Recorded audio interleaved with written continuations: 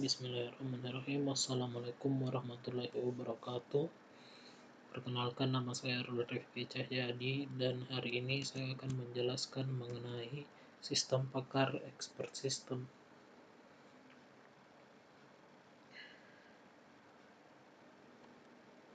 Pertama, sistem pakar berasal dari istilah knowledge based expert system, menggunakan human knowledge yang dimasukkan ke dalam komputer untuk memecahkan masalah. Pada umumnya memerlukan keahlian seorang pakar. Kemampuan menyelesaikan masalah layaknya seperti pakar.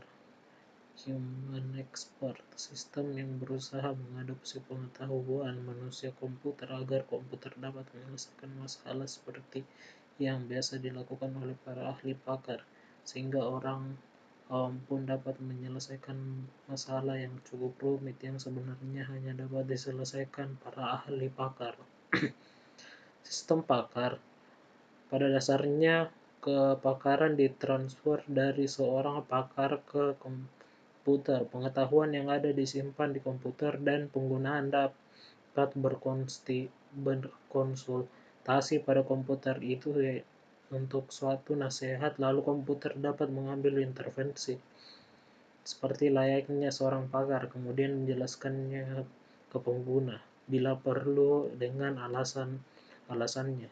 Alasan mendasarkan mengapa ES dikembangkan untuk menggantikan seorang pakar adalah dapat menyediakan kepakaran setiap waktu dan berbagai lokasi secara otomatis mengerjakan tugas-tugas rutin yang membutuhkan seorang pakar. Ketiga, seorang pakar akan pensiun atau pergi. Keempat, seorang pakar adalah mahal. Kepakaran dibutuhkan juga di lingkungan yang tidak bersahabat. Keuntungan dan kelemahan sistem pakar. Keuntungan yang bisa dilakukan pekerjaan secara berulang, meningkatkan kualitas, meningkatkan kapabilitas komputer, memiliki kemampuan untuk mengakses pengetahuan, menyimpan keahlian, dan mengetahui pakar. Kelemahan, biaya pembuatan dan pemeliharaan mahal, sulit dikembangkan, dan akurasinya belum 100%. Menurut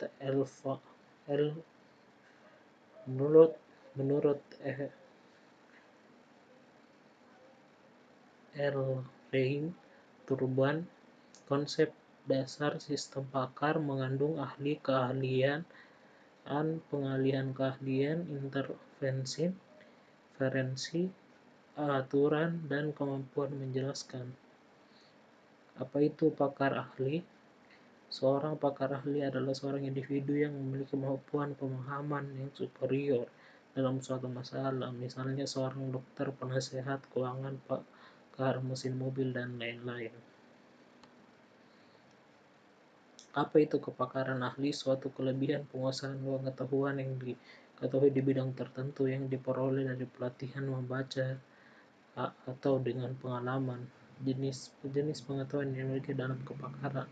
Teori-teori dalam permasalahan, aturan dan prosedur yang mengacu pada area permasalahan, aturan heuristik yang harus dikerjakan pada situasi yang terjadi, strategi global untuk menyelesaikan berbagai jenis masalah, meta-knowledge, pengetahuan tentang pengetahuan, fakta-fakta. Tujuan dari sistem pakar adalah untuk mentransfer kepakaran yang dimiliki seseorang pakar ke dalam komputer dan kemudian kepada orang lain.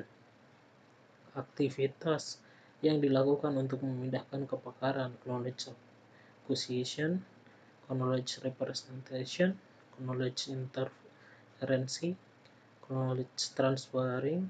Pengetahuan yang disimpan di komputer disebut basis pengetahuan, yaitu fakta dan prosedur.